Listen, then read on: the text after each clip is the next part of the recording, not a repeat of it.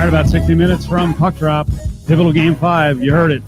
Over 70% of the time, roughly 75% of the time, winner in Game 5 in these series goes on to win the series. The Knights have been playing outstanding hockey. Can they go to Denver and get a win in one of two games? Hopefully not two games. Get the win tonight. Close it out in Game 6. Big 5 time.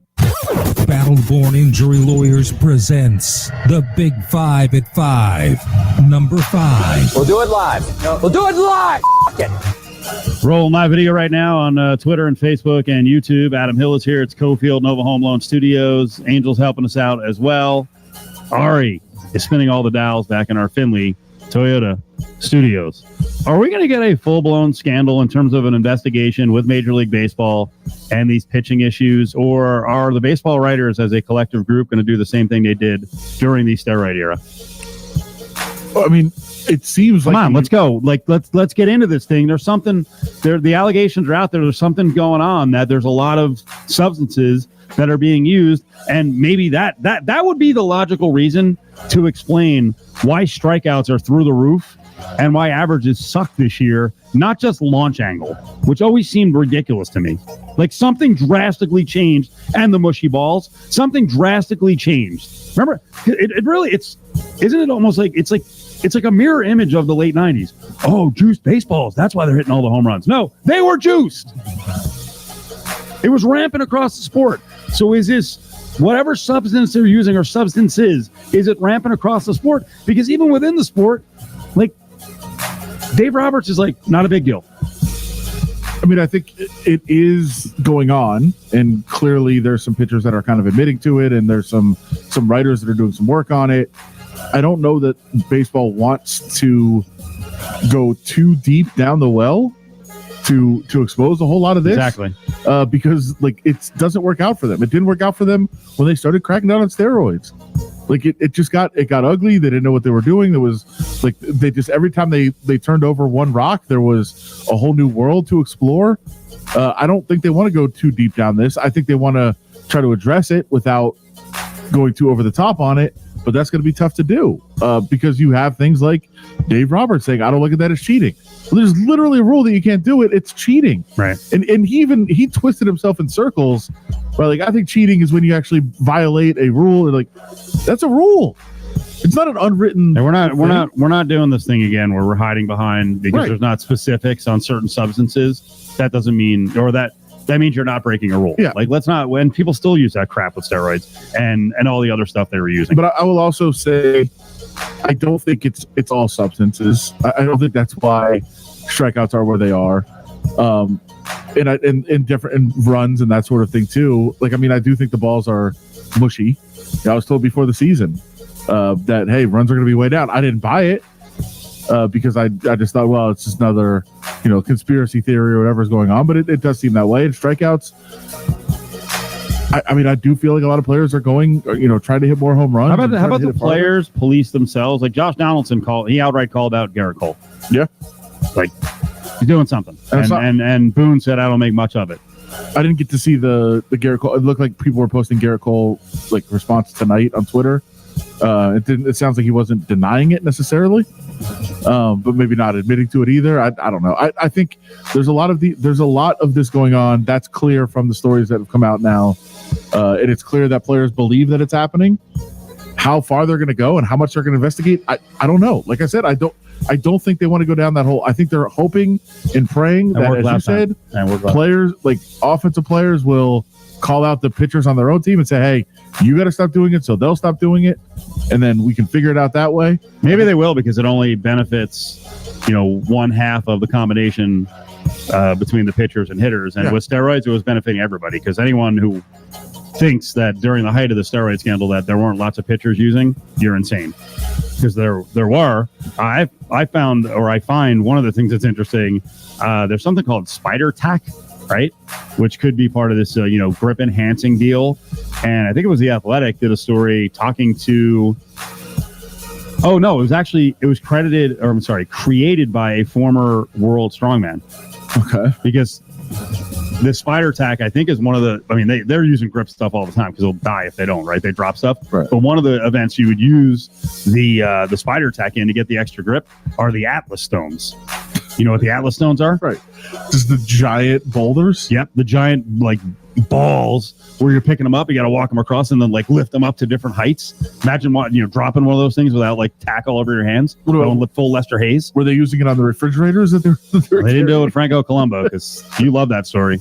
Yeah, he dropped it. His leg bent the wrong way and he folded underneath the freaking refrigerator. I mean, so you can see why we'll let them cheat to make sure they don't kill themselves by having a good grip on stuff. Well, it's also you mess with the bull, you get the horns. Fridge was aggressive. Right. I mean, I've always thought pulling the truck by walking backwards is a little bit risky too. Like pulling it in your teeth seems like if you fall down. Who wants a freaking semi coming your way? Yeah, that's when you don't want to stick them all over your back. Probably not. No. Or your arms. You want to be able to get up and run. Yeah, I think that would be the best scenario for you there. But I wonder, like, who in baseball was like they're watching. Magnus or Magnuson or whatever his name was, and they're like, how are they holding on to the Atlas stone? That'd be good for a baseball. Sure. By the way, I will also, on a random side note, my cousins up in the Bay Area just had a baby, named it Magnus. Oh, really? And all I can think about is Strongman, yeah. Like the kid's going to be pulling refrigerators by 3 years old. It's going to be like Bam Bam from the Flintstones. Please get some pictures. Are they both pretty big people? They have a chance? No. I mean, they're both like genius scientists. Oh, really? But maybe Magnus comes through. I told you, I think Von Tobel's got a chance with this kid. I think his kid could be a strongman. I'm targeting his kid at 5'11", 340. I think that John's a lot bigger than I realized. He put on a little weight recently, and he mentioned his weight to me, and I was like, whoa, really? Pandemic weight. Like, you carry that pretty well. He's actually a bigger guy than I thought he was. So his kid has his wife's little. She's very little. Yeah, so well, like I said, 5'11", 340. But the kid, you saw or you heard from him that the kid wants to play basketball, so John will pay attention to him, right? That's awful. You know what? Get him. He told the story last year. Where the kid was in bed and his wife was feeding the kid ravioli. Keep doing that. You got to put weight on this kid. We need a strong man in the Cofield and Company circle. I think Magnus is our better. Be our friend. It's National Best Friends Day. Let's have a kid in the group here that can be something we idolize. A squatty strong man. My cousin Magnus. That's our hope. Number 4. I'm not doing this. You do this, I'm not doing this. Because I get worked up, I get excited, and then I'm let down, and it's been like 35 years of letdowns. So you go ahead and do it, and I'm not reacting at all. Well, I'm not getting excited yet because it's only 12, not 16 that I want. But the momentum is building to expand from 4 to 12 for the college football playoff. There's 2 big meetings coming up in the next couple of weeks. Well, really 2 months. But there's been a working committee that has been kind of formulating ideas for the last year and a half. They are ready to present to a smaller committee their findings and what they believe should be done with the playoff. And then that committee will have a week to kind of get their thoughts together and present it to the larger committee for what they think they should do. And a lot of the talk going into this smaller committee, which is July 17th and 18th in Chicago, which is going to give the final recommendation after hearing the findings, is that 12 teams is the way to go and that they think they're going to do this. The small committee, the management committee, 4 members,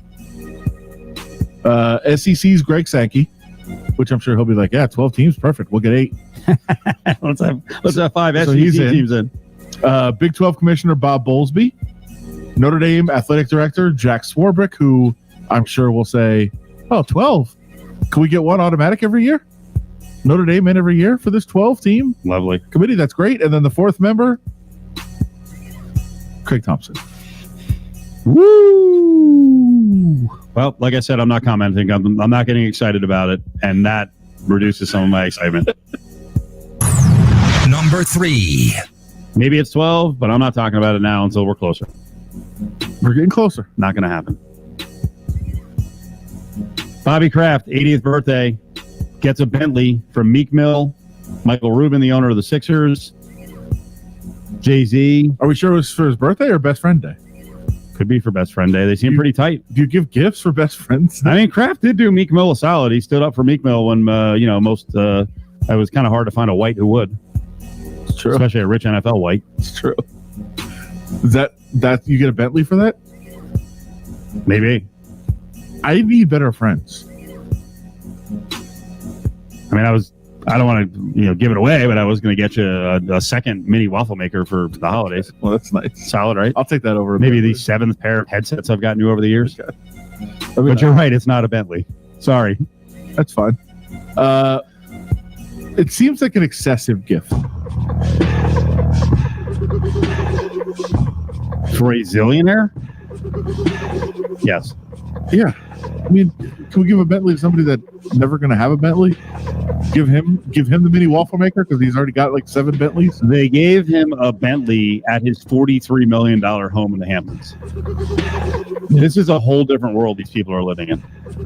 It seems like excessive. Now, my first thought, of course, and you're not going to be surprised by this, has been pretty consistent, would be, oh great, these guys just give me a Bentley.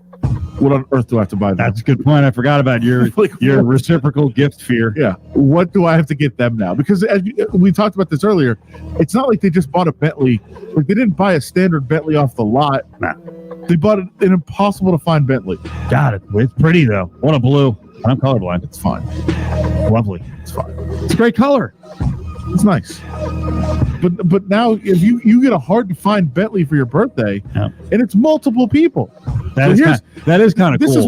This is where you really go. Now he's got to get another fellow billionaire, the owner of the Sixers, a gift, Meek Mill and Jay-Z. Right. So now it's 3 different people who chipped in for this. That's great. So now I've got to get 3 different gifts on their birthdays. Now I got to find out when their birthdays are. Well, I mean, the thing start planning. Ari Emanuel got him a gift, and it was just a dog, so you don't have to get much back unless the dog was like a $500,000 dog. But knowing these people, I don't know. What if the dog sucks? Ooh. Always possible. It's like a defective dog. Mm-hmm. Just runs around and it's not potty trained and it just bites everybody. Just sick all the time. Yeah, constant trips to the vet. It'd be terrible.